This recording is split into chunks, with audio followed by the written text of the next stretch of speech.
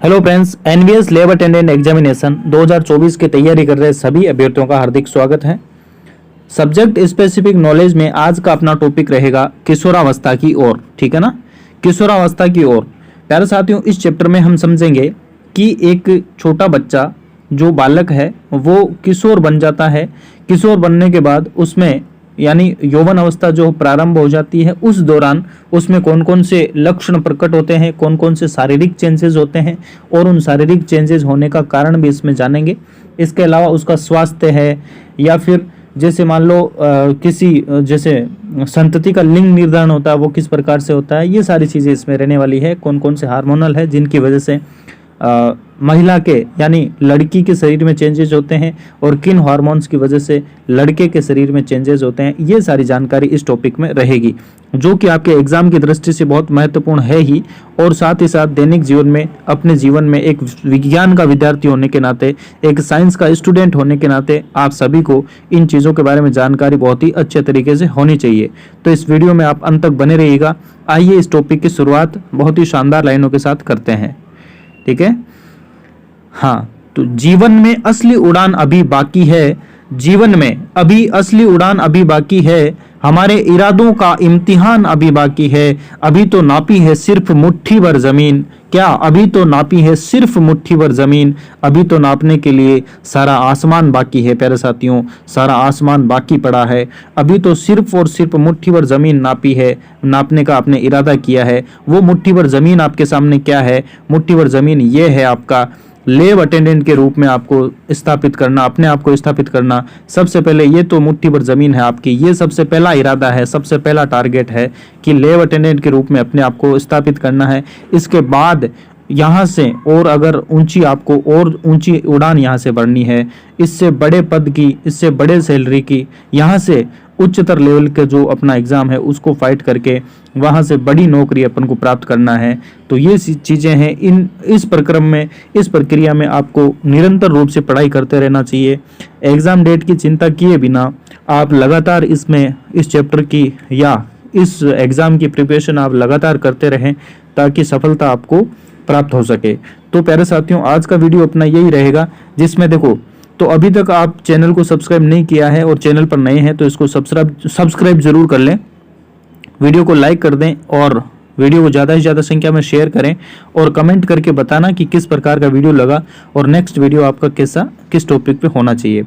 तो इससे पहले मैं आपको बता दूं कि प्रीवियस ईयर में आपके कौन कौन से सवाल पूछे गए थे, है ना, और किस प्रकार के सवाल अभी बनने के हमारे जो चांसेस होते हैं वो अपन देख लेते हैं। तो देखिएगा, पिछली बार आपको एक गद्यांश दिया था और उसमें से आपको 3 प्रश्न पूछे थे। इन प्रश्नों के उत्तर अभी नहीं देंगे, पूरा चैप्टर पढ़ लेने के बाद इनके उत्तर अपन करेंगे। तो ये आप वीडियो को पॉज करके इन प्रश्नों को आप आराम से पढ़ सकते हैं। तो ये प्रश्न है जो आपके क्या है भाई, पिछली बार आपको एनवीएस लैब अटेंडेंट का एग्जाम हुआ था 2022 में, उसमें आपको देखने को मिले थे। उसके बाद कुछ ऐसे संभावित प्रश्न हैं जो भी अपन ये चैप्टर खत्म होने के बाद लास्ट में अपन इनको क्या है अध्ययन करने वाले हैं। तो ठीक है, तो चलिए आज का अपना टॉपिक जो है किशोरावस्था की ओर, इसको अपन शुरुआत करते हैं। ठीक है, तो ये रहा अपना अध्याय, है ना, 7वां। यानी ये जो नई वाली एनसीईआरटी इसमें 7वां अध्याय है, लेकिन जो अपनी पुरानी वाली एनसीईआरटी है उसमें ये 10वां चैप्टर है। तो नंबर कोई मायने नहीं रखता है प्यारे साथियों। चैप्टर में क्या दिया रखा है, क्या इसमें मैटर है, वो चीज़ अपने मायने रखेगी। तो किशोरावस्था की ओर, इसमें अपन क्या पढ़ेंगे, इसका जो है इस अध्याय में आप हम लोग क्या पढ़ने जा रहे हैं, मानव में क्या, देखो यहाँ पे लिखा हुआ भी है, जैसे कि इस अध्याय में आप मानव के शरीर में होने वाले परिवर्तनों के विषय में पढ़ेंगे, जिनके उपरांत वह क्या करता है भाई, जनन हेतु, है ना, जनन हेतु क्या बनता है, सक्षम बनता है ना, जनन हेतु सक्षम हो पाता है। तो इन चीज़ों के बारे में इसमें अध्ययन करेंगे। तो आइए शुरुआत अपन इसकी कर ही लेते हैं। सबसे पहला अपन पढ़ते हैं किशोरावस्था एवं यौवन आरंभ। ठीक है ना, किशोरावस्था और यौवन आरंभ कैसे होता है ये अपन समझते हैं। यहाँ पे देखो, बूझो और क्या कहते हैं, पहेली के माध्यम से यहाँ पे समझाया गया है, लेकिन हमें अपने एग्जाम ओरिएंटेड चीज़ें ही देखनी है। तो वो अपन कैसे, कहाँ से समझे, देखो, वर्दी जो है यहाँ से अपन ले लेते हैं, वर्दी से। ठीक है ना, वर्दी के समय या वर्दी जो है वो जन्म के समय ही होने लगती है इंसान की, परंतु 10 या 11 वर्ष की आयु के बाद वर्दी में क्या होता है भाई, एकाएक इसमें परिवर्तन होता है, ठीक है ना, अचानक से परिवर्तन, तीव्रता आ जाती है और वृद्धि जो है वो साफ साफ आपको दिखाई देने लग जाती है। शरीर में होने वाले परिवर्तन जो वृद्धि है, ये प्रक्रिया का एक भाग है। ये इस बात का संकेत है कि आप अब बच्चे नहीं रहे हैं, है ना, इस बात का ये संकेत हो जाता है कि अब आप बच्चे नहीं रहे तथा युवा अवस्था में क्या रख रहे हैं भाई, कदम आप रख रहे हैं, यानी आप युवा हो रहे हैं। तो ये चीज को इसको ये संकेत करती है, ठीक है ना। अब देखो ये बूझो ये जानना चाह रहा है कि शरीर में होने वाले इस परिवर्तन की अवधि कब तक रहती है। तो ये बात ये जानना चाह रहा है ये अवधि कब तक रहती है ना। अब देखो यहाँ पर ये क्या कह रही है, पहली कह रही है कि ये जो आपका बाल्यकाल है ना, बाल्यकाल के बाद ये आपकी युवावस्था आ रही है ना, इसमें बच्चा जो है मतलब ना तो वो छोटा बच्चा रहता है और ना बड़ा होता है, ये बीच का सा अवस्था होती है, जो कि एक अजीब सी स्थिति होती है। ये संघर्ष और तूफानों की अवस्था भी कई लोग इसे, कई जो मनोवैज्ञानिक है वो उसे कहते हैं। तो क्या कह रही है सीधा सीधा कि जीवन का ये एक ऐसा अजीब काल है कि इसमें आप न तो बच्चे रहते हैं और न ही बड़े। मैं जिज्ञासु हूँ कि क्या बाल्यकाल एवं युवावस्था के मध्य की इस अवधि का कोई विशेष नाम है। जी हाँ, बिल्कुल नाम है इसका, नाम इसी का नाम तो किशोरावस्था है प्यारे साथियों, इसी का नाम क्या है, किशोरावस्था। देखो वृद्धि क्या है, एक प्राकृतिक प्रक्रम है, जीवन काल की वह अवधि जब शरीर में ऐसे परिवर्तन होते हैं जिसके परिणाम स्वरूप जनन परिपक्वता आती है। तो इसे क्या कहते हैं भाई, इसे कहते हैं किशोरावस्था, ठीक है। किशोरावस्था को इंग्लिश में बोलते हैं एडोलेसेंस, है ना, एडोलेसेंस एज किशोरावस्था कहलाती है। किशोरावस्था कब से कब तक होती है, ये लगभग 11 वर्ष की आयु से प्रारंभ होकर 18 या 19, यानी कि जिनमें इंग्लिश में जैसे मान लो अपने टीन लगता है, जैसे 11 12 है, देखो ऐसे बोलते हैं ना 11 12 13 13 13 के अपन 13 लगाते हैं, टीन TWN 13 14 15 16 है ना, 17 18 और 19, तो टीन एज भी इसे कहा जाता है ना। 18 से 19 वर्ष की अवधि तक ये चलती है। ये अवधि क्योंकि अंग्रेजी के टीन्स यानी 13 से लेकर 18 19 तक की वर्ष जो अभी हमने बात की है, तो ये होता है, इसलिए किशोरों को टीनेजर्स के नाम से भी यहाँ पे जाना जाता है ना। लड़कियों में ये अवस्था जो है लड़कों की अपेक्षा 1 या 2 वर्ष पूर्व प्रारंभ हो जाती है। लड़कियों में टीनेज है जो अवस्था है, युवा अवस्था है, वो लड़कों से 1 या 2 वर्ष पूर्व ही प्रारंभ हो जाती है। इस चीज़ को आप ध्यान में रखें। किशोरावस्था की अवधि व्यक्तियों में भिन्न भिन्न होती है, प्रत्येक व्यक्ति में क्या है भाई, भिन्न भिन्न हो सकती है, तो इसका कोई आपको घबराने की आवश्यकता नहीं है। अब देखो किशोरावस्था के दौरान मनुष्य के शरीर में अनेक परिवर्तन आते हैं और ये परिवर्तन यौवन आरंभ का संकेत है। इनमें से सबसे महत्वपूर्ण परिवर्तन लड़के एवं लड़कियों की जनन क्षमता का विकास है। जनन क्षमता विकसित हो जाती है, लड़के और लड़कियां जो है जनन के लिए परिपक्व हो जाते हैं। किशोर की जनन परिपक्वता के साथ ही यौवन आरंभ जो है वो समाप्त हो जाता है, ठीक है ना। किशोर की जनन परिपक्वता यानी किशोर जब है पूर्ण रूप से जनन परिपक्व हो जाता है, उसके साथ ही इसकी यौवन आरंभ जो है वो आपका समाप्त हो जाता है। इसके बाद अब देखो पहली और बूझों को एहसास होता है, ये इस विषय के बारे में और अधिक जानना चाह रहे हैं ना। पहले और बुजुर्गों को एहसास होता है कि लंबाई में एकाएक वृद्धि एवं लड़कों में हल्की दाढ़ी मूंछों का आना किशोरावस्था के लक्षण है। ये यौवन आरंभ में होने वाले अन्य परिवर्तनों के विषय में जानना चाह रहे हैं। निश्चित रूप से अभी हम नेक्स्ट अपना टॉपिक क्या रहेगा, यौवन आरंभ में होने वाले परिवर्तन, कौन कौन से परिवर्तन होते हैं। तो सबसे पहले अपन देख लेंगे लंबाई में परिवर्तन। लंबाई में किस प्रकार से परिवर्तन होता है, कैसा परिवर्तन रहता है, ये चीजें अपन देख लेते हैं। लंबाई में एकाएक वृद्धि यौवन आरंभ के दौरान होने वाला सबसे अधिक दृष्टिगोचर परिवर्तन है। दृष्टिगोचर का मतलब है सबसे अधिक दिखाई देने वाला, ठीक है ना, दिखाई देने वाला सबसे अधिक, यही आपको दिखाई देता है।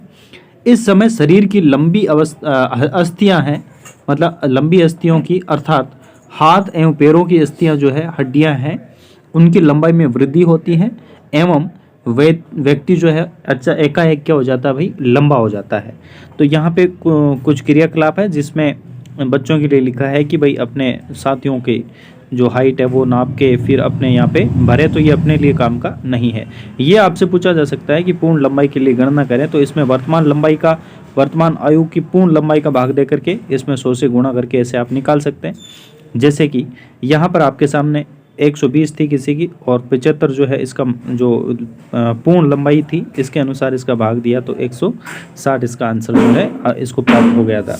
नेक्स्ट अपन देखें, अभी तक जो है क्रियाकलाप का ही ये पोर्शन है। क्रियाकलाप ये इसमें क्या है, ग्राफ के अनुसार जो दिखा रखा है, तो ये भी अपने काम का नहीं है। यहाँ पर देखें, प्रारंभ में लड़कियां लड़कों की अपेक्षा अधिक तीव्रता से बढ़ती है, ये बात अपने काम की है। प्रारंभिक में क्या होता है, प्रारंभ में लड़कियां जो है वो लड़कों की अपेक्षा अधिक तीव्रता से बढ़ती है, परंतु जैसे ही 18 वर्ष की आयु तक 18 वर्ष की आयु तक दोनों अपनी अपनी अधिकतम लंबाई प्राप्त कर लेते हैं। ठीक है ना, 18 वर्ष तक की आयु है, वहां तक दोनों यानी लड़का और लड़की अपनी अपनी जो है अधिकतम लंबाई जो है प्राप्त कर लेते हैं। अलग अलग व्यक्तियों की लंबाई में वृद्धि की दर भी भिन्न भिन्न होती है। कुछ यौवन आरंभ में तीव्र गति से बढ़ते हैं, तो कुछ लोग हैं बाद में यह गति जो है इनकी धीमी हो जाती है, जबकि कुछ है जो धीरे धीरे वृद्धि इसमें करते रहते हैं। ठीक है ना। अब पहली है ये चिंतित होती है, यहाँ पे देखो ये क्या कह रही है, मैं चिंतित हूँ यद्यपि मैं लंबी हो गई हूँ, है ना, परंतु शरीर की तुलना में मेरा चेहरा इतना छोटा क्यों रह गया है, तो इसकी जिज्ञासा है, ये यहाँ पे अपनी शांत हो रही है। देखो पहली के को चिंतित होने की आवश्यकता नहीं है। पहली, शरीर के सभी अंग समान दर से वृद्धि नहीं करते हैं। कभी कभी किशोर के हाथ अथवा पैर शरीर के अन्य अंगों की अपेक्षा बड़े दिखाई देते हैं, परंतु शीघ्र ही क्या होता है भाई, है ना, दूसरे भाग भी वृद्धि कर शारीरिक अनुपात को संतुलित कर फल देते हैं। फलतः शरीर जो है कैसा हो जाता है, सुडौल हो जाता है, यानी अनुपातिक रूप से ये जो वृद्धि है ये आपके अनुपातिक रूप में संतुलित होती है ना। और आपने ध्यान दिया होगा कि किसी व्यक्ति की लंबाई उसके परिवार के किसी न किसी सदस्य की लगभग समान होती है। इसका कारण क्या है कि लंबाई माता पिता से प्राप्त जीन पर आधारित होती है, परंतु, है ना, जीन जो प्राप्त होगा उसी पर निर्भर करेगा, परंतु वृद्धि के इन वर्षों में उचित प्रकार का संतुलित आहार आवश्यक है। ये इंपॉर्टेंट चीज़ है। वृद्धि के इन दिनों में बालक और बालिकाओं को उचित प्रकार का संतुलित आहार मिलना बहुत ज़रूरी है। चलिए कमेंट में आप परिभाषा बताएं, या कमेंट में नहीं तो अपने मन में इसकी परिभाषा देखें कि संतुलित आहार किसे कहते हैं। ठीक है ना, संतुलित आहार किसे कहते हैं, ये अपने माइंड में इसकी परिभाषा आप देखें।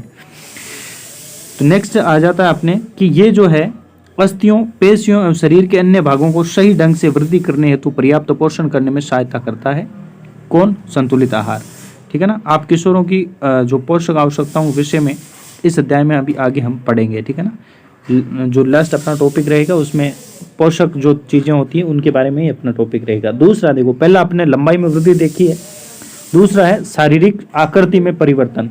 शारीरिक आकृति में परिवर्तन क्या होता है, इसमें क्या होता है देखो, है ना, इसमें देखो क्या होता है, जो विद्यार्थी, जो बच्चे होते हैं, जो बालक होते हैं, उनमें क्या होता है, उनके कंधे हैं वो फैल जाते हैं। ठीक है ना, इनमें वृद्धि होंगी। देखो इसका कारण क्या है, क्या आपने ध्यान दिया कि आपकी कक्षा के छात्र यानी आपकी कक्षा के सहपाठी या अपने जो भी मित्र हैं उनके कंधे और सीना निचली कक्षाओं के छात्रों की अपेक्षा अधिक चौड़े होते हैं। इसका कारण क्या है कि यौवन आरंभ में क्या होता है, वो बच्चे प्रवेश कर चुके हैं और यहाँ पर क्या लक्षण प्रकट हो रहे हैं, तो वृद्धि के कारण कंधे फैलकर चौड़े हो जाते हैं और लड़कियों में कमर के निचला भाग जो है वो चौड़ा हो जाता है।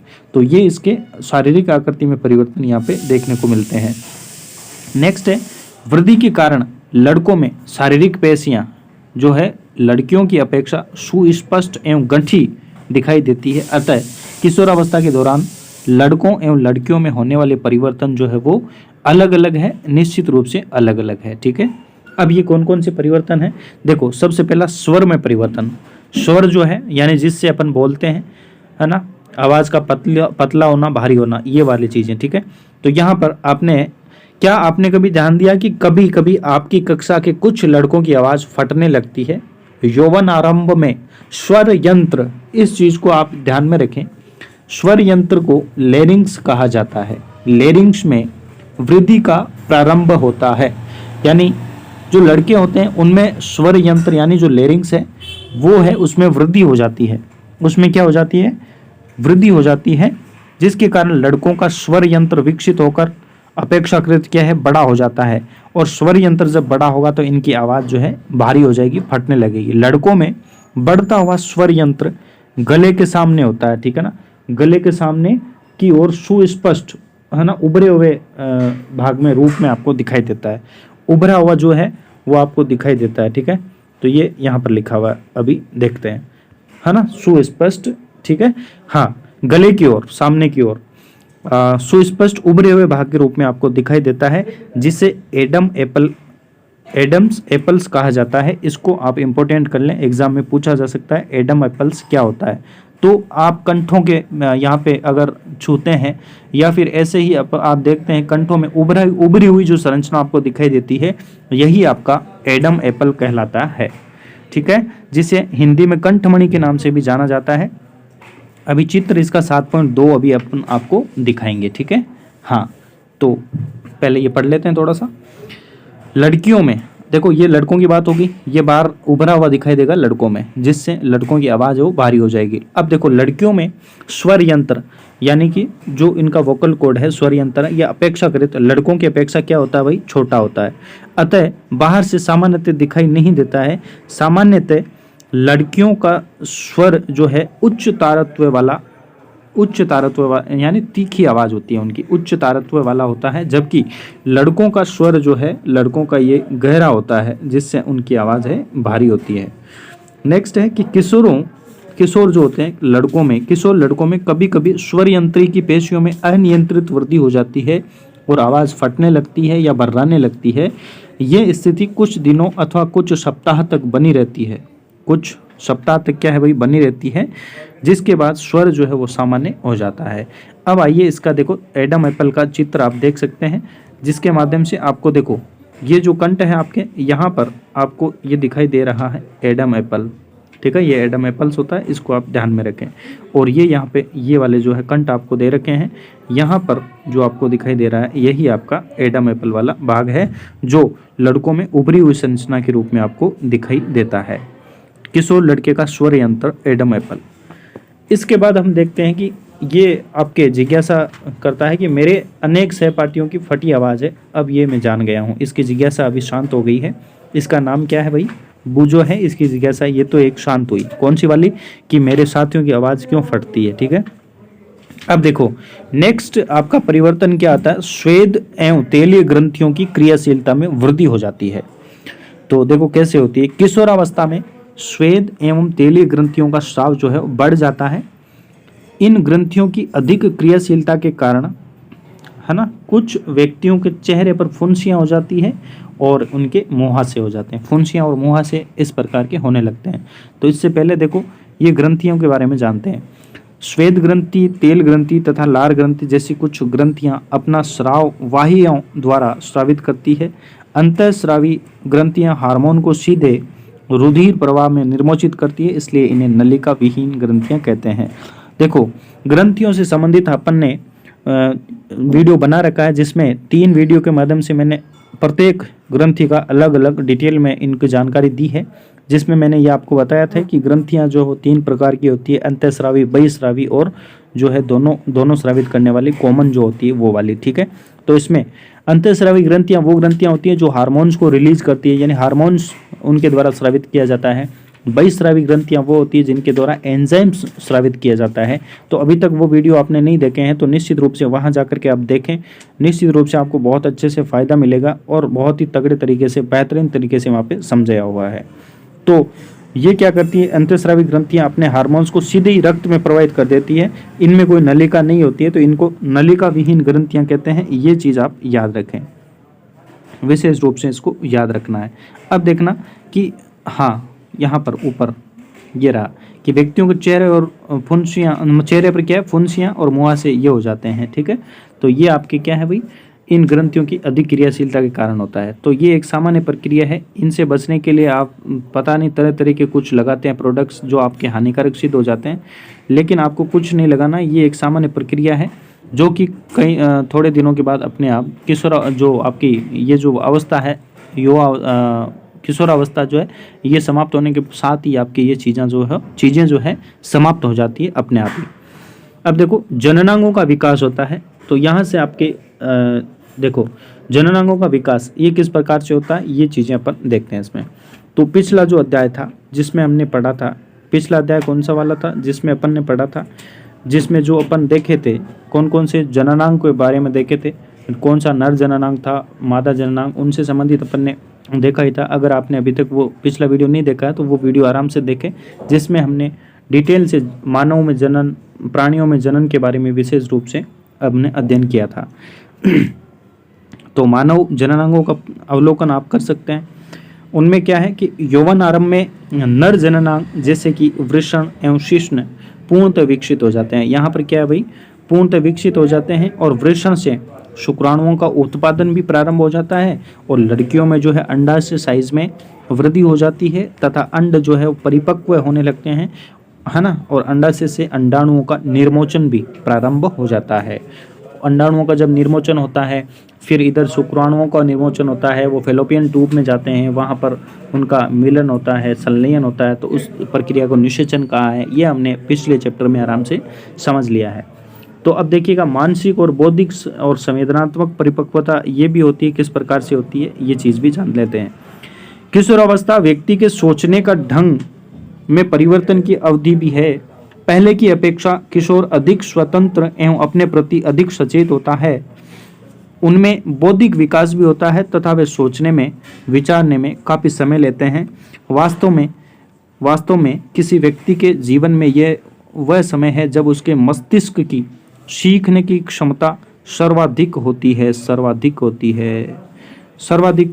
सीखने की क्षमता जो है वो आपके इसी अवस्था में होती है। कभी कभी यद्यपि किशोर शारीरिक एवं मानसिक परिवर्तनों के प्रति अपने आप को ढालने हेतु प्रयास करता हुआ स्वयं को असुरक्षित महसूस करता है, परंतु किशोर होने के नाते आपको समझना चाहिए कि असुरक्षित महसूस करने की कोई बात नहीं है। यानी जो शारीरिक चेंजेस होते हैं या मानसिक चेंजेस आपके माइंड में आते हैं तो उनको लेकर के जो है बालक जो है, किशोर जो है परेशान हो जाता है, चिंतित हो जाता है और अपने आप को असुरक्षित महसूस करता है कि मेरे ये शारीरिक लक्षण जो है वो क्यों प्रकट हो रहे हैं।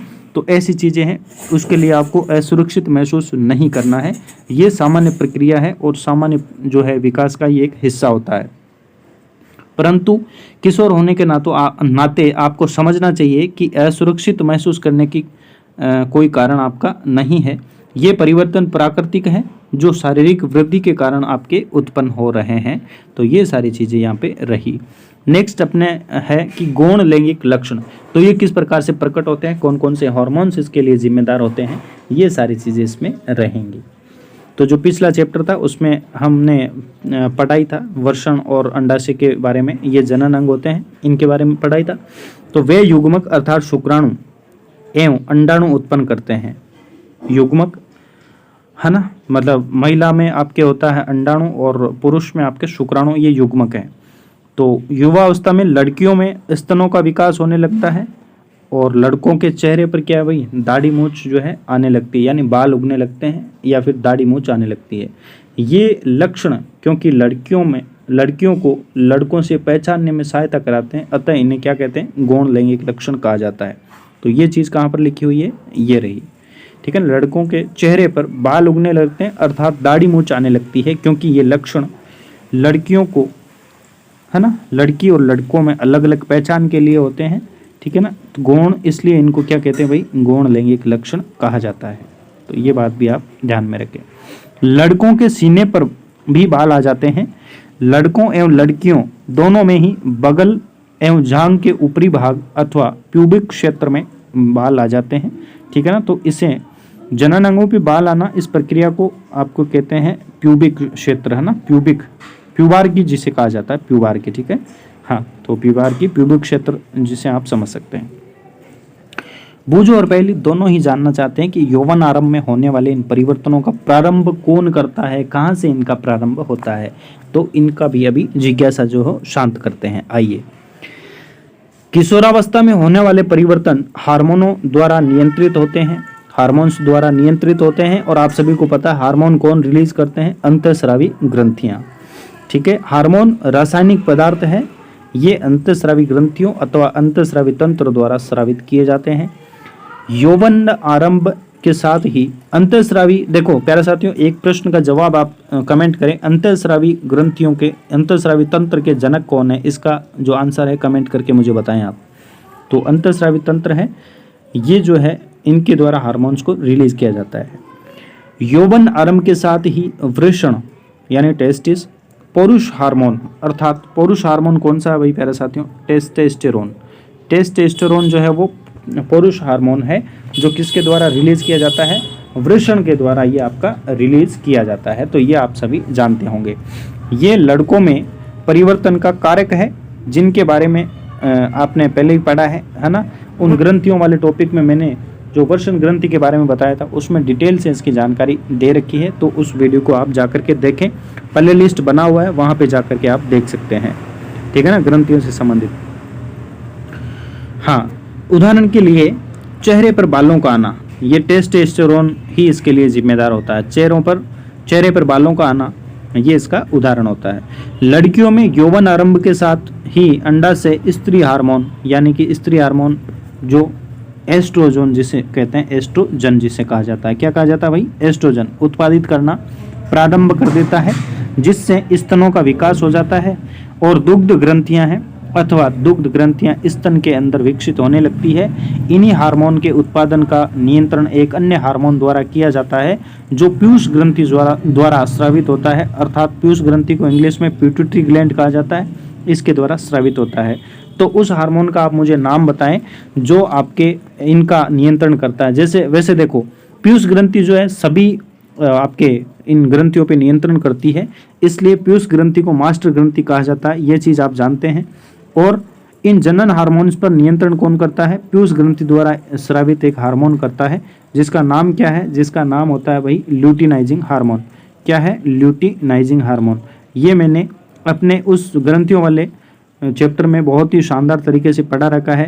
पीयूष ग्रंथि के द्वारा कौन कौन से हार्मोन जो रिलीज किए जाते हैं, वो सारी की सारी चीज़ें जो है ल्यूटिनाइजिंग, वो सारी की सारी हार्मोन जो है 9 हार्मोन है, मैंने बहुत ही शानदार और ट्रिक के माध्यम से पढ़ा रखा है, जो जीवन में आपके कभी भी गलत नहीं होगा।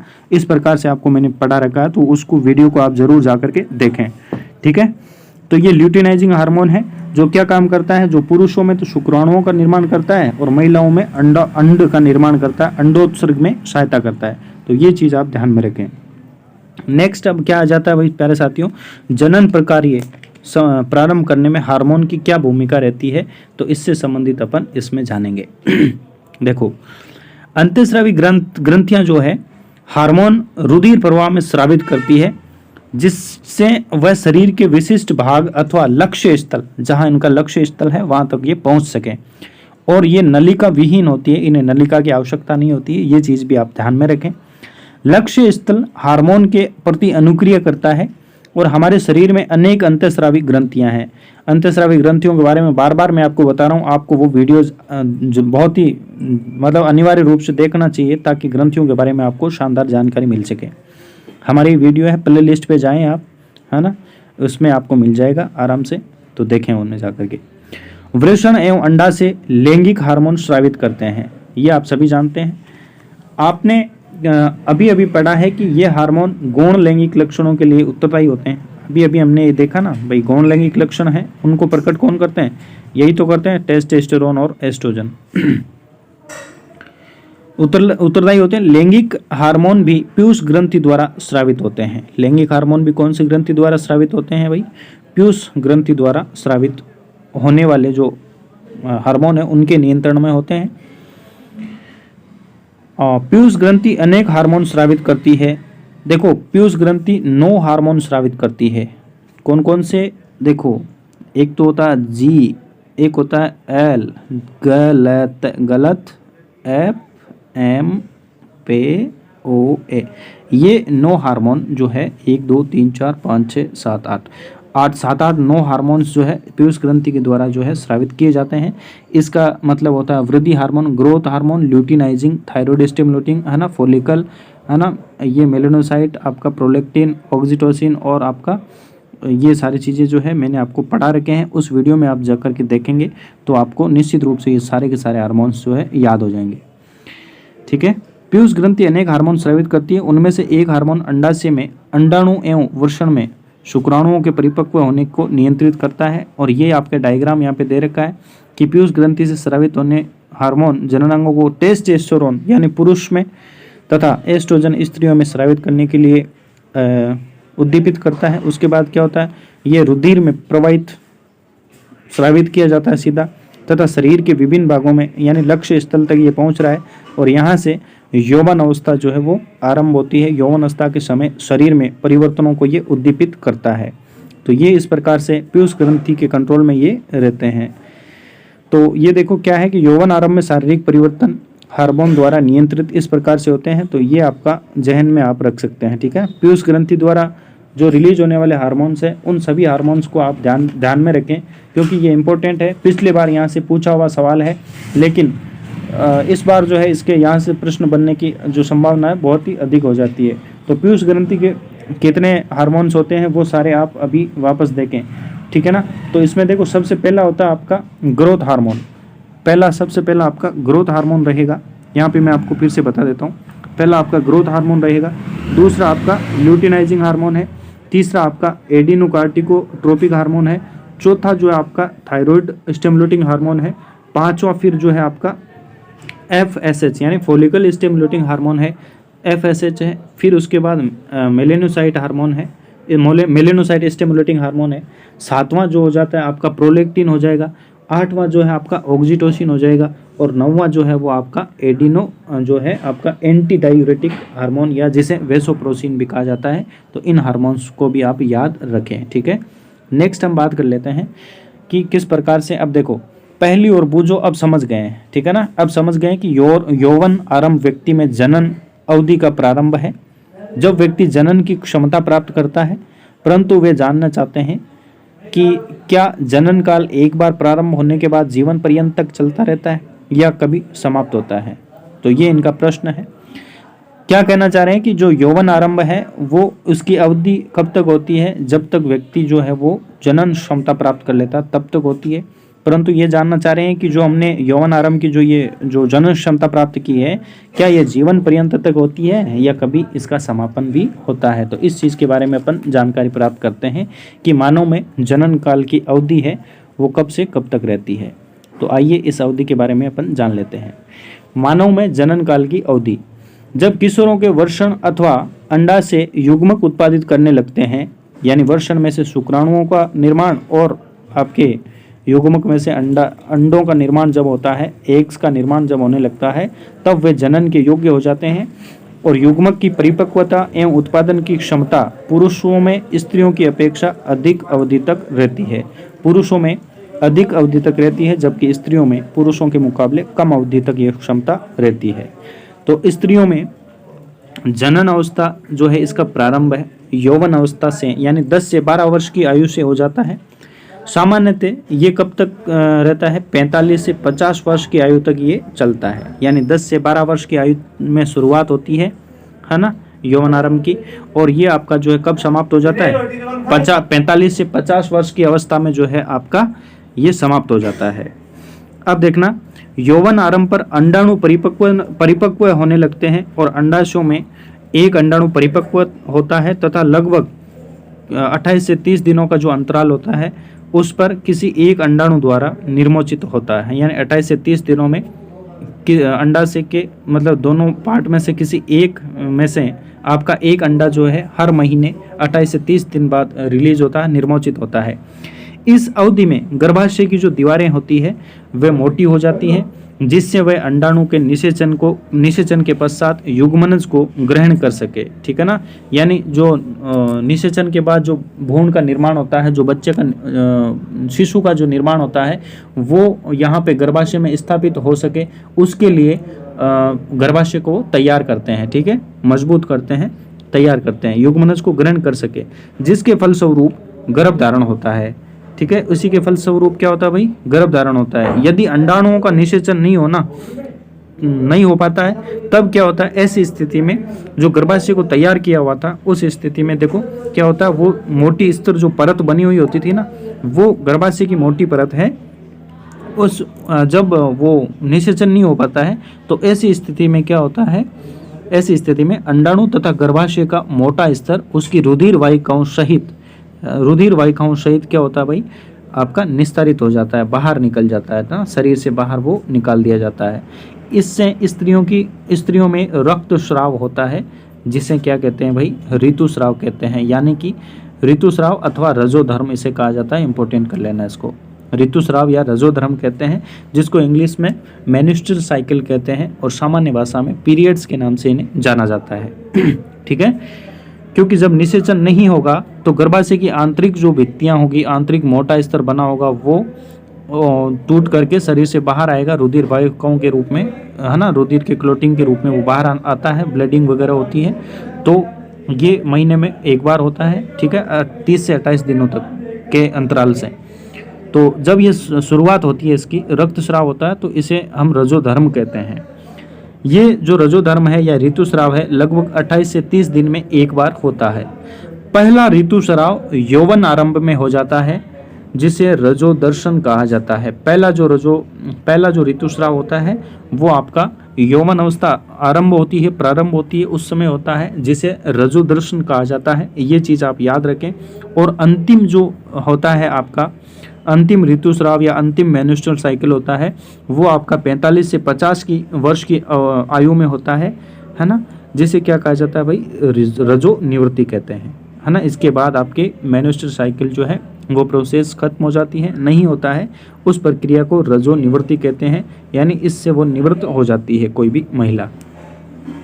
प्रारंभ में ऋतुस्राव चक्र अनियमित हो सकता है। प्रारंभ में ऋतुस्राव चक्र है वो अनियमित हो सकता है, इसके लिए चिंता नहीं करें, तथा उससे नियमित होने में कुछ समय लग सकता है। ठीक है ना, नियमित का मतलब यही है, किसी का 28-30 दिन, किसी का भाई 25 दिन हो जाए, किसी का इनसे ज़्यादा भी हो जाए, कम ज़्यादा दिनों का जो है गैप है, उसके बारे में यहाँ पे कहा गया है कि अनियमितता ऋतुस्राव में हो सकती है। तो इसके लिए आपको अधिक चिंता नहीं करनी है। ठीक है, बाकी पहली क्या कह रही है यहाँ पे, पहली कहती है कि स्त्रियों में जनन काल की अवधि रजो दर्शन से रजो निवृत्ति तक होती है। क्या वह सही कह रही है? तो बिल्कुल ये सही कह रही है।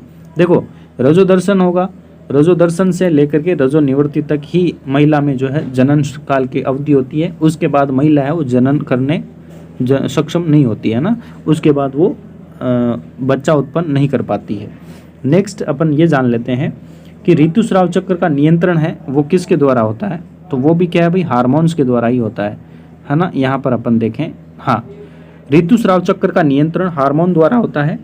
इस चक्र में अंडाणु का परिपक्व होना, इसका निर्मोचन, गर्भाशय की दीवार का मोटा होना एवं निषेचन न होने की स्थिति में उसका टूटना, ये सारी चीज़ें इसमें क्या है भाई, शामिल है। यदि अंडाणुओं का निषेचन हो जाता है तो वह विभाजन करता है तथा गर्भाशय में विकास के लिए स्थापित हो जाता है। निषेचन हो जाएगा ना, उसके बाद जो जाइगोट बनता है, जो युग्मनज बनता है, वो आपके गर्भाशय में स्थापित हो जाता है और उसका विकास होने लगता है ना। हमने पढ़ा था ना इसमें, गैस्ट्रुला, ब्लास्टुला, वो अवस्थाएं बनती है, यानी कोशिकाओं में विभाजन होता है। पहले 2 कोशिकाएं, फिर 4 कोशिकाएं बनती है, फिर 8 बनती है, फिर 16 बनती है। उस प्रकार से फिर गर्भाशय में वो स्थापित हो जाता है, उसे शिशु कहा जाता है फिर, है ना। तो इसके बाद देखो, गर्भाशय विकास के लिए स्थापित हो जाता है, जैसा कि आपने पिछले क्लास में हमने पढ़ाई है, ये आप सभी को पता होगा। नेक्स्ट हम जानते हैं लिंग निर्धारण से संबंधित। संतति का लिंग निर्धारण किस प्रकार से होता है, लिंग का निर्धारण जो है वो किस प्रकार से होता है, इस बारे में अपन जान लेते हैं। तो यहाँ पर ये जो पहली है, यहाँ पर देखो, मैंने अपनी माँ और चाची को बातें करते सुना है कि मेरी चचेरी बहन का होने वाला बच्चा लड़का होगा या लड़की होगी। मुझे ये जानने की उत्सुकता है कि इस बात का निर्धारण कैसे होता है कि निषेचित अंडाणु लड़के में अथवा लड़की में किस प्रकार से विकसित होता है। तो ये इसकी जिज्ञासा है, चलिए इसकी जिज्ञासा शांत करते हैं। लड़का अथवा लड़की किस प्रकार से होगा, लड़का अथवा लड़की किस प्रकार से होगा। देखो, निषेचित अंडाणु अथवा युग्मनज में जन्म लेने वाले जो शिशु है, इनके लिंग का निर्धारण का संकेत होता है ना भाई। निषेचन हुआ है, निषेचित होने वाला अंडाणु यानी कि जो युग्मनज है, जो जाइगोट है, यहाँ पर इस जाइगोट में जन्म लेने वाले शिशु के लिंग का निर्धारण का ये संदेश देता है कि ये लड़का होगा या लड़की होगा। तो ये संदेश युग्मनज के माध्यम से आपको प्राप्त होता है। ये संदेश निषेचित अंडाणु में धागे सी संरचना अर्थात गुणसूत्रों में निहित होता है। गुणसूत्र प्रत्येक कोशिका के केंद्रक में होता है ना, प्रत्येक कोशिका केंद्रक में होता है। केंद्रक याद है ना आपको, डोली भेड़ याद होगी, केंद्रक जिस भेड़ का लिया था उसी के समान डोली भेड़ को हमने पाया था, ठीक है ना। केंद्रक ही है जो आनुवांशिक गुणों को इधर से उधर क्या है भाई, एक पीढ़ी से दूसरी पीढ़ी में स्थानांतरित करते हैं। गुणसूत्र प्रत्येक कोशिका के केंद्रक में उपस्थित होते हैं। सभी मनुष्यों की कोशिकाओं के केंद्रक जो है उनमें कितने गुणसूत्र पाए जाते हैं भाई, उसमें 23 जोड़े गुणसूत्र जो है वो पाए जाते हैं। इनमें से देखो 23 जोड़े गुणसूत्र हैं वो पाए जाते हैं। 23 जोड़े का मतलब क्या हुआ, सिंगल सिंगल इनको करें तो कितने हो जाते हैं, वो 46 गुणसूत्र मनुष्य में हो जाते हैं। 23 जोड़े कह दो या सिंगल कहें तो 46 गुणसूत्र मनुष्य में होते हैं। इनमें से 2 गुणसूत्र यानी कि एक जोड़ी गुणसूत्र है, उन्हें लिंग गुणसूत्र कहते हैं, जिन्हें एक्स एवं वाई के नाम से जाना जाता है। एक्स और वाई जो है वो आपके क्या है भाई, लिंग गुणसूत्र है। लिंग का निर्धारण इन्हीं एक्स और वाई गुणसूत्रों के माध्यम से होता है, जो अभी हम आगे देखने वाले हैं। स्त्री में 2 XX गुणसूत्र होते हैं। स्त्री जो होगी ना उसमें 2 XX गुणसूत्र होते हैं, जबकि पुरुष में एक X होता है और दूसरा Y होता है। पुरुष में X और Y होता है, जबकि स्त्री में 2 XX गुणसूत्र होते हैं। युग्मक यानी अंडाणु तथा शुक्राणु में गुणसूत्रों का एक जोड़ा होता है। अनिषेचित अंडाणु में सदा एक X गुणसूत्र होता है, परंतु शुक्राणु 2 प्रकार के होते हैं।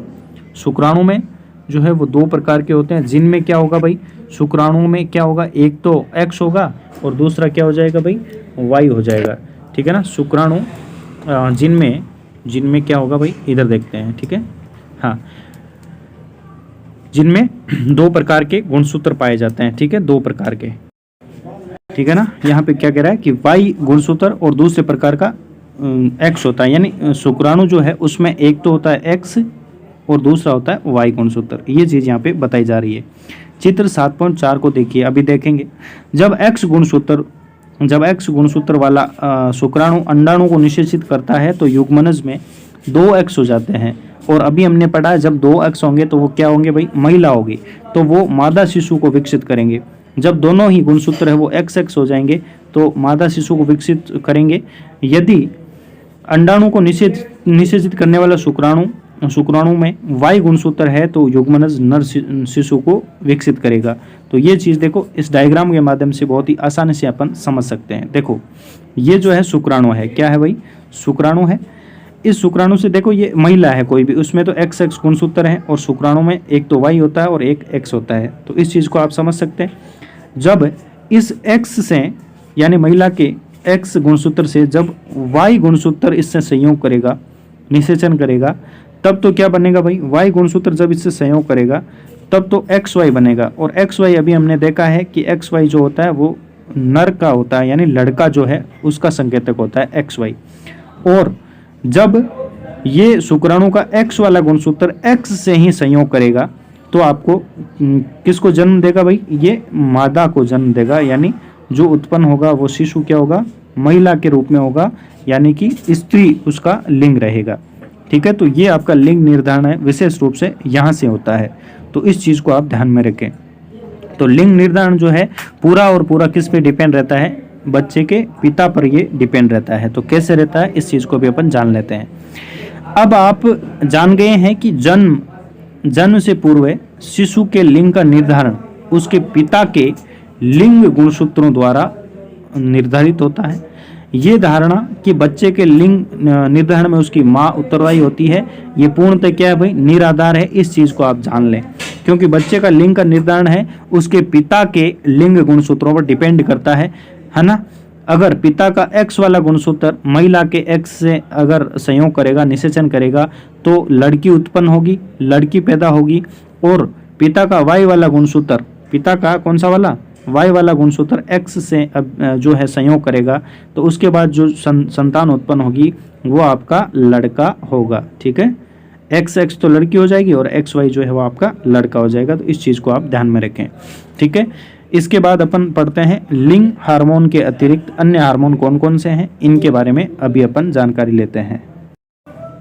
तो इसमें चित्र 7.3 का पुनः अवलोकन करें।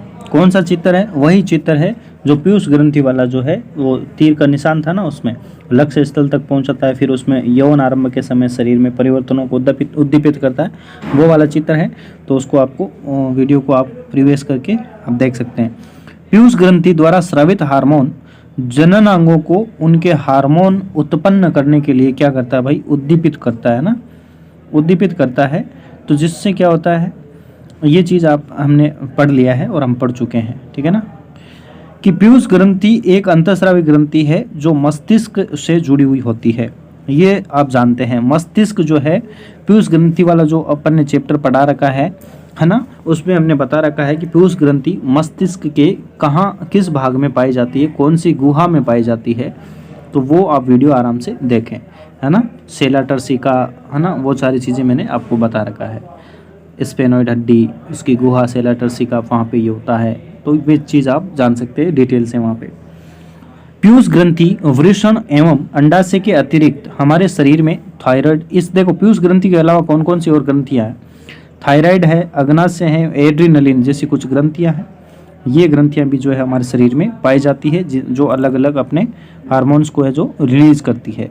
तो अब देखो ये एक डायग्राम है 7.5, इसके माध्यम से आपको समझा रखा है कौन कौन सी ग्रंथियाँ। देखो सबसे पहले यहाँ पे पीयूष ग्रंथि है, फिर यहाँ पे गले के आसपास जो है थायराइड ग्रंथि है, फिर उसके बाद यहाँ पे किडनी पे जो है आपके एड्रिनल ग्रंथियाँ जो है वो लगी हुई होती है, और ये आपकी अग्नाशय ग्रंथि है। उसके बाद देखें तो नीचे की तरफ इधर स्त्रियों में अंडाशय की स्थिति यहाँ पे होती है, तो ये अंडाशय ग्रंथियाँ होती है, और यहाँ पे पुरुषों में वर्षण जो ग्रंथि है वो होती है, टेस्टिस ग्लैंड जो है यहाँ पे होती है। तो ये अंतःस्रावी ग्रंथियाँ हैं जिनके बारे में हमने पहले वीडियो बना रखा है, अगर अभी तक आपने नहीं देखा तो जाकर के देखें। चलिए, बूझो और पहली को याद है कि एक बार जब वह अपने डॉक्टर बुआ के यहाँ गए थे, तब उन्होंने वहाँ काका नाम के एक लड़के को देखा था जिसका गला बहुत फूला हुआ था एवं उभरा हुआ था। उसकी बुआ ने उन्हें बताया कि काका जो है, काका नाम का लड़का जिसका गला फूला हुआ था, वो किस रोग से ग्रसित है, गोइटर नामक की रोग से, व्याधि से ग्रसित है, जो कि थायराइड ग्रंथि का रोग है।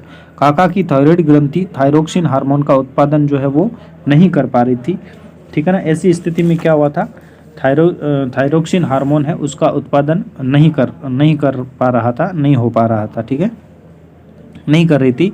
उसकी बुआ ने ये भी बताया, है ना। तो देखो एक बार यहाँ पे,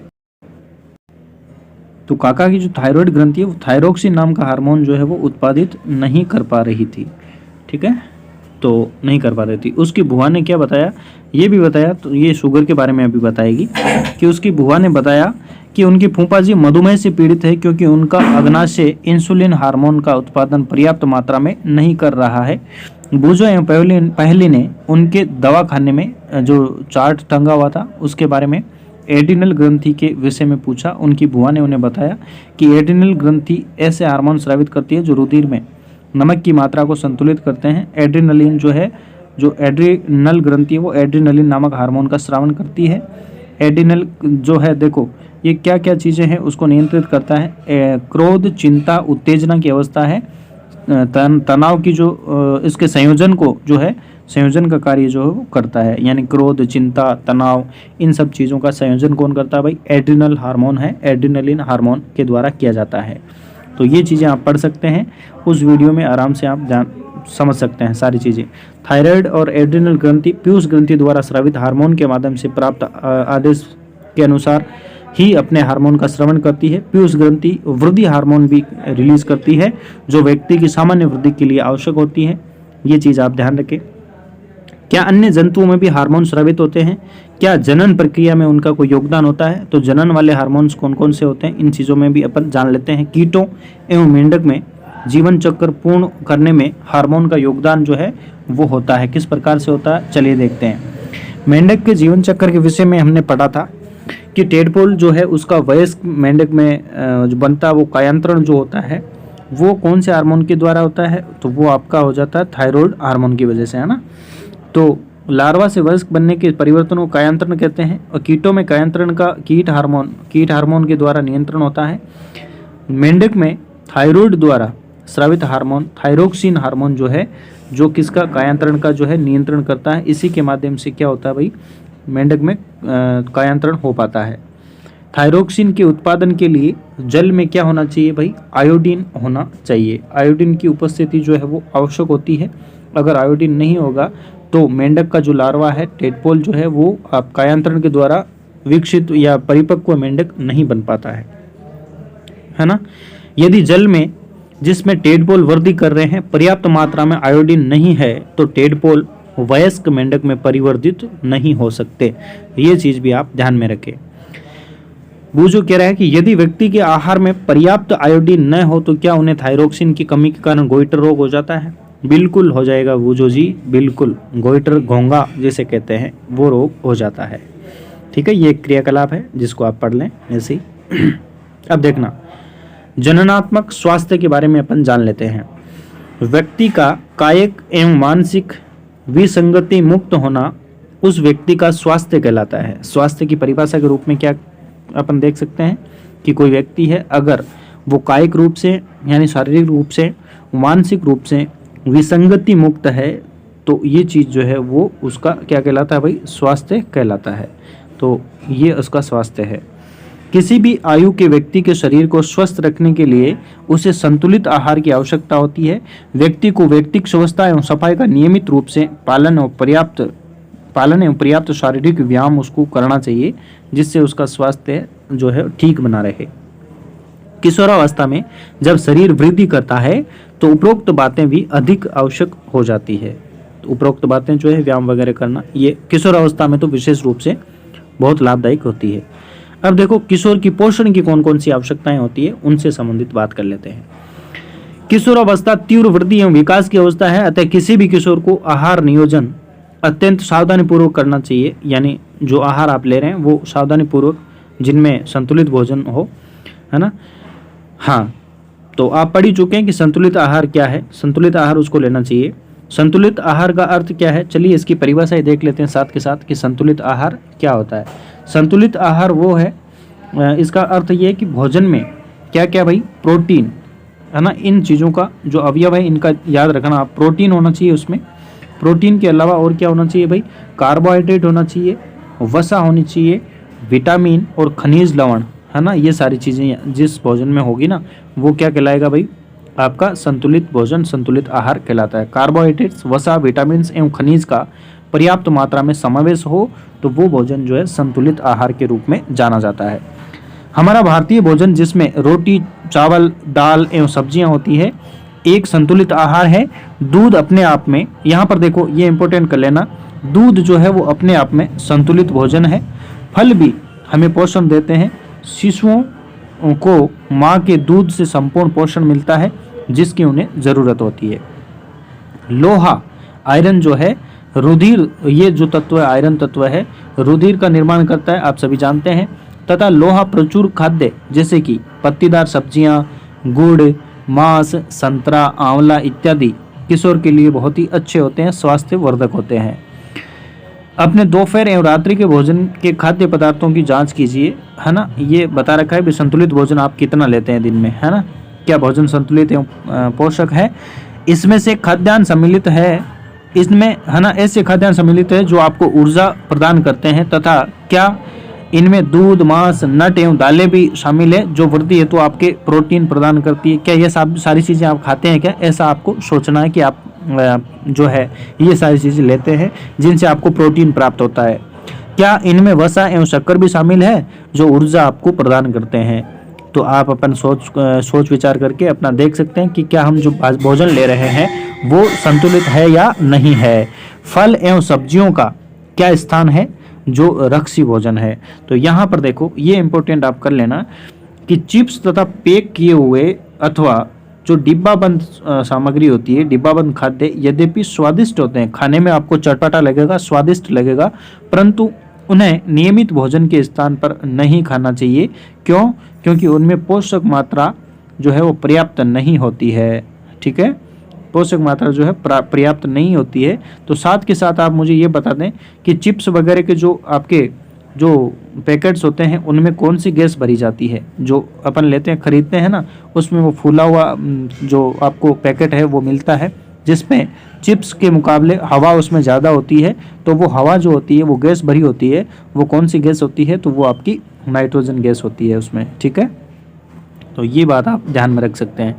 अब देखो, हाँ, तो अब यहाँ से अपन देखते हैं जंक फूड के बारे में। यहाँ पे बता रखा है कि जंक फूड आपको नहीं खाना चाहिए, है ना। जंक फूड खाने से मोटापा बढ़ जाता है, तो ये चीज़ नहीं खानी चाहिए। भोजन के पोषक पदार्थ देखो, यहाँ पे डायग्राम्स दे रखे हैं। ये डायग्राम्स है, यहाँ इनको आप देख सकते हैं। ये पौष्टिक आहार है जो कि आप देख सकते हैं और आप निश्चित रूप से इन भोजन को करते होंगे। अब देखो व्यक्तिगत स्वच्छता जो अपना, इसके बारे में जानते हैं। प्रत्येक व्यक्ति को एक मिनट तो क्या है, प्रत्येक व्यक्ति को प्रतिदिन एक बार स्नान करना चाहिए, है ना।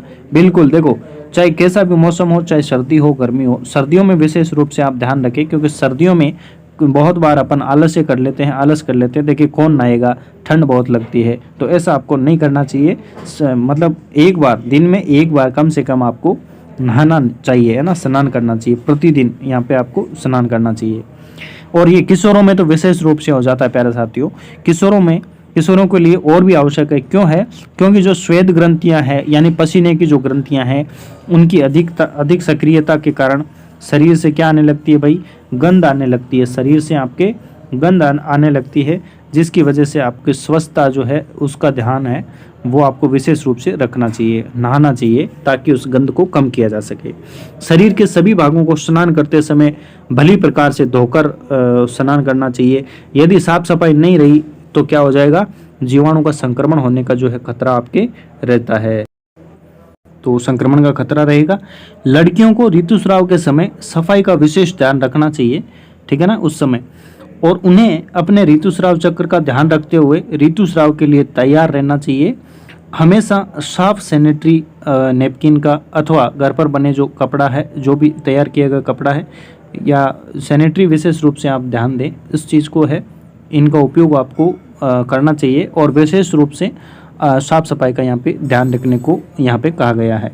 और आवश्यकता अनुसार हर 4 से 5 घंटे में नैपकिन अथवा जो कपड़ा जो है वो आपको बदलते रहना चाहिए। तो ये आपकी जो है स्वच्छता से लेकर के आपकी बात कही गई है। तो व्यक्तिगत स्वच्छता के लिए इन चीज़ों का आपको ध्यान रखना चाहिए। और शारीरिक व्यायाम जो है ये भी आपको बहुत ही ज़रूरी हो जाता है। शारीरिक व्यायाम जो करना चाहिए समय पे। जैसे देखो, ताज़ी हवा में टहलना एवं खेलना शरीर को चुस्त एवं स्वस्थ बनाए रखता है। सभी युवा और किशोर लड़कियों को टहलना, व्यायाम करना एवं बाहर खेलना चाहिए। तो ये आपके शारीरिक व्यायाम से संबंधित हो गई। अब देखो कुछ भ्रांतियाँ होती है जिनको आपको समझना है, ठीक है ना। तो ये कौन कौन सी भ्रांतियाँ, इन भ्रांतियों के बारे में अपन जान लेते हैं। आइए देखो, भ्रांतियाँ एवं असत्य अवधारणाएं जो आपको करें और न करें, है ना। तो ये चीज़ के बारे में बताया गया है। जो पिछला अध्याय था उसमें हमने जाना था मनुष्य के जन्म से संबंधित वैज्ञानिक तथ्य भी अपन ने जाने थे। सिद्धांत के विषय में अपन ने पढ़ा था, कौन कौन सी चीज़ें होती है, क्या है, अपन ने पढ़ा है। तो ऐसी बहुत सी असत्य अवधारणाएं प्रचलित है जिन्हें आपको जानकर किशोर होने के नाते छोड़ना चाहिए। उदाहरण के लिए किशोरों के शारीरिक परिवर्तन संबंधी अनुभव को लेकर भ्रांतियां एवं असत्य अवधारणाएं हैं। इनसे कुछ को नीचे दिया जा रहा है। ये कौन कौन सी अवधारणाएं हैं जो मिथ्या है, गलत है ना। आप जो है क्या भाई, इस संबंध का तर्क प्रस्तुत कर, ये मिथ अथवा असत्य धारणा है जिसका कोई आधार नहीं है, इसका आप क्या करें भाई, तर्क प्रस्तुत कर सकते हैं। कैसे, आइए समझते हैं कौन कौन सी है। पहला कि ऋतुस्राव के समय यदि कोई लड़की किसी लड़के को अगर देख भी लेती है तो वह गर्भवती हो जाती है। ये एक गलत अवधारणा है प्यारे साथियों। ऐसा कभी भी नहीं होता है, कतई नहीं होता है। क्योंकि आपने समझ रखा है, कोई लड़की गर्भवती होने के लिए शुक्राणु और अंडाणु का संलयन होगा, जिसके बाद वो निषेचन की प्रक्रिया होगी, युग्मनज बनेगा, उसके बाद जो है शिशु का विकास होता है। ये आपने इस चैप्टर में समझा है। तो ऐसा कभी भी नहीं होता है कि सिर्फ देखने मात्र से ही वो गर्भवती हो जाती है।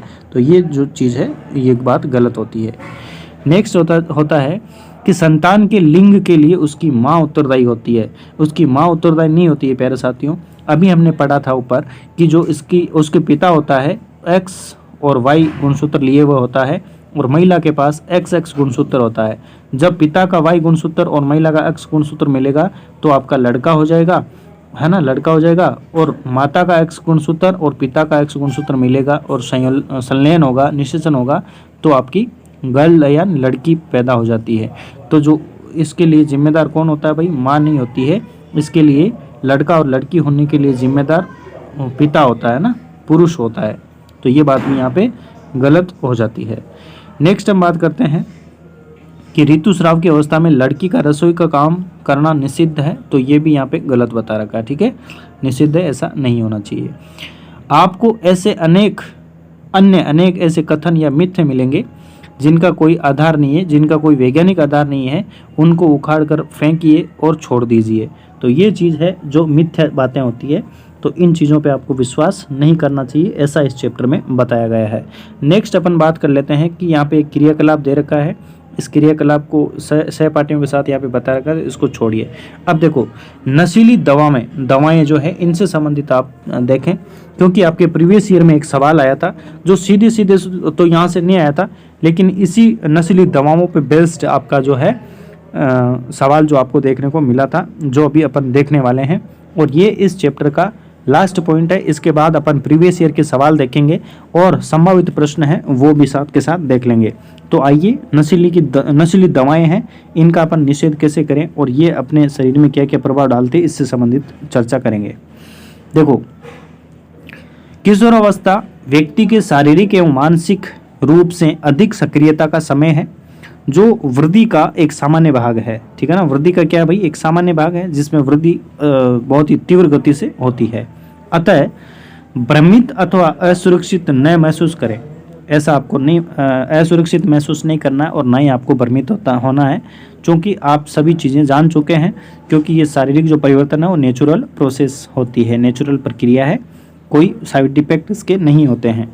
यदि कोई व्यक्ति आपको ये बताता है कि किसी ड्रग्स यानी नशीली दवा के बारे में, नशीली दवा के सेवन से आपका स्वास्थ्य है वो अच्छा हो जाएगा, कि नशीली दवाओं से आपका जो शारीरिक स्वास्थ्य है वो अच्छा हो जाएगा या आप तनाव मुक्त महसूस करेंगे, अगर कोई व्यक्ति आपको ऐसा कहता है तो आपको इसके लिए न ही कहना चाहिए कि भाई नहीं, मुझे तो नहीं होना है ना, तनाव मुक्त महसूस नहीं होना, नशीली दवा का प्रयोग मुझे नहीं करना है, तो आपको उसके लिए मना करना चाहिए। जब तक वह दवा डॉक्टर द्वारा, कोई भी दवा हो वो डॉक्टर द्वारा लिखी हुई ना हो, डॉक्टर द्वारा दी हुई ना हो, तो उस दवा को आपको नहीं लेना चाहिए। ड्रग्स जो है नशीले पदार्थ हैं जिनकी लत पड़ जाती है। ड्रग्स की क्या पड़ जाती है प्यारे साथियों, लत पड़ जाती है, और वो आपके जीवन और ज़िंदगी को बर्बाद कर देती है ना। यदि आप इन्हें एक बार लेते हैं, ड्रग्स को आप अगर एक बार लेते हैं तो आपको इन्हें बार बार लेने की इच्छा होती है, और यही आपकी जो है मृत्यु का कारण बनती है, यही आपको जो दुर्गति की ओर ले जाती है। परंतु कालांतर में ये हानिकारक होता है, ये स्वास्थ्य एवं खुशी दोनों को ही क्या कर देती है भाई, बर्बाद कर देती है। जो है ड्रग्स की लत है, आपको आपके स्वास्थ्य को तो बर्बाद करेगी, साथ के साथ आपकी खुशियां जो है वो भी आपसे छीन लेगी, आपका परिवार बिखर जाएगा और आपसे सभी लोग जो है आपसे दुखी होंगे और आप खुद भी अपने आप को दुखी महसूस करेंगे। देखो, आपने एड्स के बारे में सुना होगा, एड्स है ना, एक्वायर्ड इम्यूनो डेफिशिएंसी सिंड्रोम जिसका पूरा नाम होता है, इसके बारे में आपने सुना होगा, नाम भी सुना, तो यहाँ अपन थोड़ी सी चर्चा कर लेते हैं। इसके बाद किसी एक वीडियो में सारे के सारे रोग लेकर के आ जाऊँगा, जिसमें रोग में से एक सवाल आपको जरूर देखने को मिलेगा। नया टॉपिक जो है कोई भी अपन एक मानव रोग से संबंधित ले लेंगे, जिसमें हम जीवाणुओं से संबंधित रोग कौन से होते हैं, विषाणुओं से संबंधित कौन से रोग है और प्रोटोजोआ वगैरह इनसे कौन कौन से रोग होते हैं, वो सारी चीज़ें एक क्लास अलग से अपन ले लेंगे। तो आपने एड्स के बारे में सुना ही होगा, जो किससे होता है भाई, HIV नामक जो आपका वायरस होता है, खतरनाक वायरस होता है, HIV वायरस खतरनाक होता है। इस वायरस के द्वारा, विषाणु के द्वारा ये फैलता है ना, होता है। ये वायरस है एक पीड़ित व्यक्ति से स्वस्थ व्यक्ति में किसके माध्यम से जाता है, ड्रग्स आप इस्तेमाल करते हो, ड्रग्स के लिए जो सिरिंज इस्तेमाल करते हो, अगर वो इस्तेमाल कोई अगर रोगी व्यक्ति किसी सिरिंज को इस्तेमाल करके वो ड्रग्स लेता है और उसी सिरिंज का उपयोग अगर आप स्वस्थ व्यक्ति लेता है तो वो जो है वो संक्रमित हो जाता है, उसको भी एड्स का रोग जो है, स्वस्थ व्यक्ति को भी एड्स का रोग हो जाता है ना। तो ये वायरस जो है पीड़ित व्यक्ति से स्वस्थ व्यक्ति में ड्रग्स के लिए इस्तेमाल की जाने वाली जो सिरिंज है उसके द्वारा भी फैल जाता है, और वायरस का संक्रमण है वो दूसरे माध्यमों से भी फैलते हैं। इसके अलग अलग माध्यम है, कौन कौन से माध्यम है ये भी आप जान लें, है ना। तो जैसे कि पीड़ित यानी जो रोगी माँ है, रोगी माँ से दूध के द्वारा उसके शिशु में उत्पन्न फैल जाता है। मतलब जो बच्चे को दूध पिलाने वाली उसकी माँ है और वो ग्रसित है HIV रोग से, एड्स रोग से, और वो बच्चे को दूध पिला रही है, तो वो बच्चा भी एड्स रोग से ग्रसित हो सकता है। HIV से पीड़ित व्यक्ति के साथ लैंगिक संपर्क स्थापित करने से ज़्यादातर जो है एड्स का जो कारण है वो यही है कि संक्रमित व्यक्ति के साथ लैंगिक संपर्क स्थापित करने से ये रोग फैल जाता है और अधिकांश रोग इसी प्रकार से फैलता है। इसके अलावा जो है आपके जो ब्लेड होती है, जिससे शेविंग बनाने वाली ब्लेड है, किसी रोगी व्यक्ति की ब्लेड से, मतलब किसी रोगी व्यक्ति की जिस ब्लेड से शेविंग बनाई है और उसी ब्लेड से किसी दूसरे व्यक्ति जो स्वस्थ है उसकी वापस से शेविंग बना देते हैं, तो उससे भी जो है ये एड्स का रोग है फैलने की जो संभावना है वो रहती है। ठीक है ना, कट वट लग जाते हैं, कुछ संक्रमण है वो वहाँ से ब्लेड के माध्यम से स्वस्थ व्यक्ति को भी रोगी बना सकता है। तो इन चीज़ों का आप विशेष रूप से ध्यान रखें। और इसी के साथ ही आपका ये चैप्टर खत्म होता है।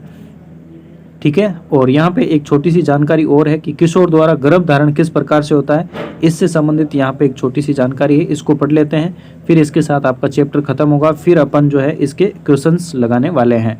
तो आइए यहाँ पे क्या दे रखा है इस जानकारी को भी पढ़ लेते हैं। हाँ, किशोर द्वारा गर्भ धारण। आप संभवतः जानते होंगे कि हमारे देश में विवाह की विधि संगत यानी कानूनी आयु, लड़कियों की आयु तो 18 वर्ष है और लड़कों की आयु जो है वो 21 वर्ष है। इसका कारण है कि टीन आयु यानी किशोर लड़कियां माँ शारीरिक एवं मानसिक रूप से मातृत्व के लिए तैयार नहीं होती है।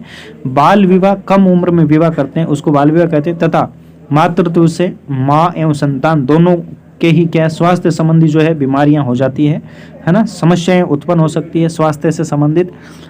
इससे युवा स्त्रियों के व्यवसाय के अवसरों में भी कमी आती है क्योंकि वे मातृत्व की जिम्मेदारी उठाने के लिए सक्षम नहीं होती है, अतः वे मानसिक रूप से पीड़ा से ग्रसित रहती है। तो ये बात भी यहाँ पे ध्यान में रखें आप। ठीक है, तो इसके बाद अपन अब प्रीवियस ईयर के सारे सवाल अपन करने वाले हैं। तो आइए वीडियो में आप अंत तक बने रहिएगा प्यारे साथियों। तो प्रीवियस ईयर के सवाल देखने से पहले इस चैप्टर का पूरा सार अपन देख लेते हैं कि अभी तक अपन ने क्या क्या सीखा है। इससे संबंधित ये पॉइंट है जिनको आपको आराम से पढ़ लेना है, वीडियो को पॉज कर करके एक एक पॉइंट से इनको आप आराम से पढ़ सकते हैं। ये सारा का सारा निचोड़ है जो अभी तक आपने पूरा चैप्टर अब हमने पढ़ा है उसका निचोड़ है। ठीक है, इसको पढ़ लेने के बाद अब इस चैप्टर के सवाल अपन करते हैं। जो इस चैप्टर में है 2-3 सवाल है इसमें जो ऑब्जेक्टिव टाइप है, उनको कर लेते हैं। उसके बाद प्रीवियस ईयर सवालों पे अपन चलते हैं। ठीक है ना, तो ये आपका पहला सवाल है। इसमें देखो 7वां क्वेश्चन है इसमें कि सही विकल्प का आपको चुनना है। ठीक है, कि किशोर को सचेत रहना चाहिए कि वह क्या खा रहे हैं क्योंकि उचित भोजन से उनके मस्तिष्क का विकास होता है। दूसरा, शरीर में तीव्र गति से होने वाली वृद्धि के लिए उचित आहार की आवश्यकता होती है। चौथा ऑप्शन, किशोर को हर समय भूख लगती रहती है। और चौथा ऑप्शन आपका, किशोर में स्वाद कलिकाएं भली भांति विकसित होती है। तो इसका राइट आंसर आपका ऑप्शन दूसरा ऑप्शन है, ये राइट आंसर हो जाएगा। नेक्स्ट हम बात कर लेते हैं स्त्रियों में जनन आयु यानी जो जनन आयु जो है उसका जो प्रारंभ है जनन का वो कब होता है ना, उसका समय क्या है। तो ये है आपका ऋतुस्राव जो प्रारंभ होता है उसी समय से हो जाता है। तो पहला ऑप्शन ही आपका राइट हो जाता है, बाकी सारे गलत हो जाएंगे। नेक्स्ट आपका है थर्ड क्वेश्चन, इसमें कि निम्न में से कौन सा आहार किशोर के लिए सर्वोत्तम है। चिप्स, नूडल्स ये तो आपके नहीं होंगे है ना, सब्जी और दाल सब्जी रोटी ये निश्चित रूप से यही आपका सही आंसर होगा। तो ये तो थे इस बुक के जितने जो ऑब्जेक्टिव टाइप के प्रश्न हैं। अब चलिए अपन चलते हैं प्रीवियस ईयर के सवालों। तो ये है आपका एनवीएस लेब अटेंडेंट 2022 में पूछा हुआ सवाल। देखिए सीधे तरीके से तो नहीं था, लेकिन अभी हमने लास्ट में जो पढ़ा था ना, नशीली दवाएं इनका निषेध करना चाहिए, उसी पे आधारित ये आपका गद्यांश दिया था। फिर इस गद्यांश से संबंधित आपको 3 प्रश्न आपको देखने को मिले थे। तो ये गद्यांश है, इसको पढ़ें। तो तंबाकू के बारे में यहाँ पे लिख रखा है। तो तंबाकू में पाया जाने वाला निकोटीन एक ऐसा रसायन है जो आपको धूम्रपान की लत लगा देगा। खास कस लेने के कुछ सेकंड के अंदर निकोटीन मस्तिष्क में पहुंच जाता है ना। ड्रग्स वाली जो चीज़ें हैं यही चीज़ें हैं यहाँ पे। ठीक है, मस्तिष्क में निकोटीन न्यूरोट्रांसमीटर नामक मस्तिष्क रसायनों की मुक्ति में वृद्धि करता है जो मनोदशा यानी मूड और व्यवहार को नियंत्रित करती है, ठीक है ना। मूड और व्यवहार को क्या करती है भाई, नियंत्रित करती है। इन न्यूरोट्रांसमीटर में से एक डोपामाइन, ठीक है, मस्तिष्क के रिवॉर्ड केंद्र में मुक्त होता है, जो और जिसके कारण आनंद की भावनाएं जो है वो उत्पन्न होती है और मनोदशा जो मूड है वो बेहतर हो जाता है। निकोटीन शीघ्र ही आपकी दिनचर्या का हिस्सा बन जाता है, यानी आदत पड़ जाती है आपको और आपकी आदतें और भावनाओं के साथ वो जुड़ जाता है। तो ये तो था आपका अनुच्छेद। अब इससे संबंधित 3 प्रश्न आपके सामने पूछे गए थे। तो ये पहला सवाल आपका ये है, ये आपका पहला सवाल, ठीक है ना। पहला सवाल इसमें आपसे पूछा गया था कि आपको जो है ये अनुच्छेद जो है युवाओं के लिए क्या संदेश देता है। तो क्या संदेश देता है, ऑप्शन ए है कि निकोटीन का उपयोग दर्द निवारक के रूप में किया जाता है। दूसरा, धूम्रपान आपके स्वास्थ्य के लिए हानिकारक होता है। तीसरा, अपने द्वारा उपयोग या उपभोग किए जाने वाले रसायनों से आप सावधान रहें। धूम्रपान आपकी मनोदशा में सुधार कर सकता है। तो इसका राइट आंसर जो है ऑप्शन सी रहेगा, ठीक है ना। ऑप्शन सी है, किसी भी प्रकार का रसायन आप ले रहे हैं तो आप सावधानी रखें और डॉक्टर की सलाह के बिना कोई रसायन है, कोई ड्रग है, कोई दवा है, वो आपको नहीं लेनी चाहिए। अभी हमने उस चैप्टर में इसमें पढ़ाई ही है, ठीक है ना। नेक्स्ट आपका सवाल पूछा गया था, ये इसकी व्याख्या है ऑप्शन सी, जो आप पढ़ सकते हैं वीडियो को पॉज करके।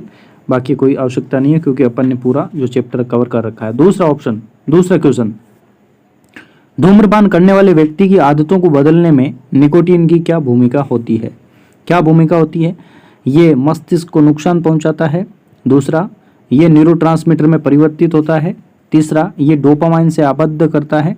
चौथा, ये लत का कारण बनता है। तो ये आपका चौथा ऑप्शन जो है वो राइट आंसर रहेगा, क्योंकि इससे लगातार सेवन से क्या है भाई, आपकी लत पड़ जाएगी। तो ये लत का कारण बनता है, ठीक है ना। ये आप पढ़ सकते हैं, ठीक है। इसकी व्याख्या है, वीडियो को पॉज करके आराम से पढ़ सकते हैं। तीसरा क्वेश्चन देखिएगा, निकोटीन मस्तिष्क तक कैसे पहुंचता है। तो रक्त धारा में अवशोषण द्वारा पहुंचता है, सीधी सी बात है, ब्लड में मिल जाएगा और ब्लड के माध्यम से पूरे शरीर में है, मस्तिष्क तक ये पहुंच जाता है। तो ऑप्शन ए जो है यही इसका क्या हो जाता है भाई, राइट आंसर हो जाता है, ठीक है ना। ऑप्शन ए ही है जो राइट आंसर हो जाएगा। तो इसकी भी व्याख्या जो है आप यहाँ पे देख सकते हैं आराम से, ठीक है। न्यूरोट्रांसमीटर नामक ये रसायन होता है, इससे क्या होता है भाई, ऐसा महसूस होता है कि हम अच्छा फील कर रहे हैं, बाकी होता नहीं है। ये लॉन्ग टाइम के लिए अपने नुकसानदायक होता है। नेक्स्ट क्वेश्चन, मानव शिशु का लिंग क्या निर्धारित करता है। तो ये सवाल भी आपके देखो, जो पिछला चैप्टर था मानव जंतु में जनन, उससे भी संबंधित है और कहीं ना कहीं ये इससे भी संबंधित। लिंग निर्धारण का विशेष रूप से टॉपिक इसी में था, तो इस चैप्टर का ये अपन मान सकते हैं। लिंग का निर्धारण से संबंधित यहाँ पे बातें हैं, तो इनमें से कौन सी चीज़ें हैं वो यहाँ पे डिपेंड करती है। तो ये ऑप्शन ए है, ये इस बात पर निर्भर करता है कि पिता के पास अधिक वायुयुक्त शुक्राणु है या नहीं, ठीक है। ये संयोग की बात है। दूसरा, शिशु का लिंग निर्धारण बता रहा है ना, तो ये संयोग की बात है ना। ये माँ की आयु और स्वास्थ्य पर निर्भर करता है और ये अंतःस्रावी तंत्र द्वारा उत्पादित हार्मोन पर निर्भर करता है। तो इसमें देखो ये संयोग की बात है, इसको यहाँ पे माना गया है, ठीक है। संयोग मतलब यहाँ पे जो संलयन होता है, शुक्राणु और अंडाणु का संलयन है, इस पर इसको माना गया है।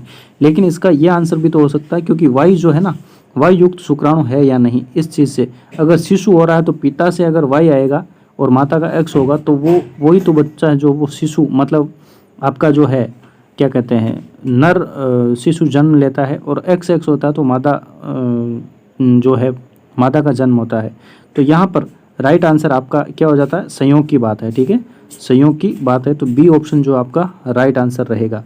नेक्स्ट आपके सामने हो जाता है, ये इसकी देखो व्याख्या आप देख सकते हैं ठीक है ना, कि मानव शिशु का लिंग एक अंडे और एक शुक्राणु के संयोजन की इसको निर्धारित करता है।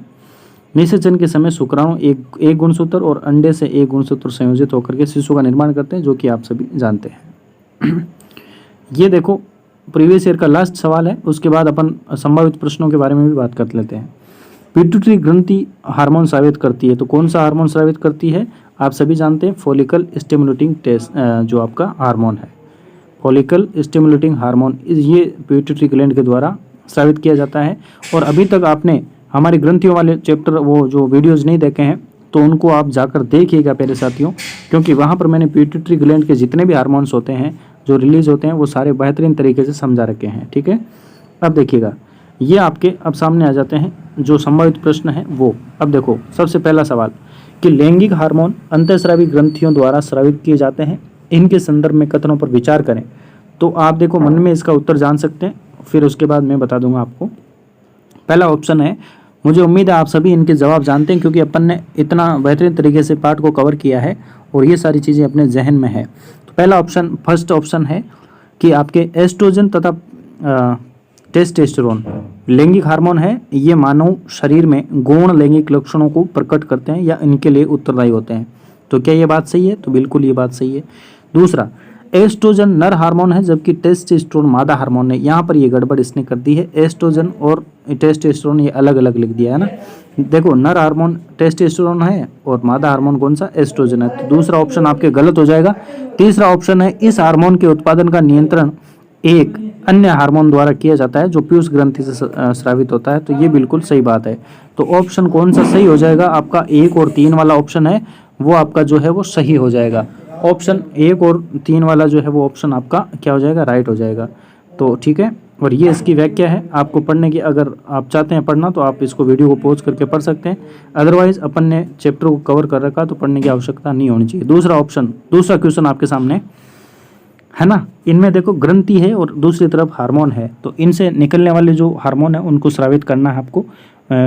कौन सी ग्रंथि कौन सा हार्मोन स्रावित करती है, तो इनको मिलान करना है। तो इनमें देखो थायराइड ग्रंथि के द्वारा थायरोक्सिन हार्मोन रिलीज किया जाता है, अग्नाशय के द्वारा इंसुलिन हार्मोन रिलीज किया जाता है, और अधिवर्गिक के द्वारा आपका क्या स्रावित किया जाता है भाई? एड्रिनलिन, और पीयूष ग्रंथि के द्वारा वृद्धि हार्मोन स्रावित किया जाता है।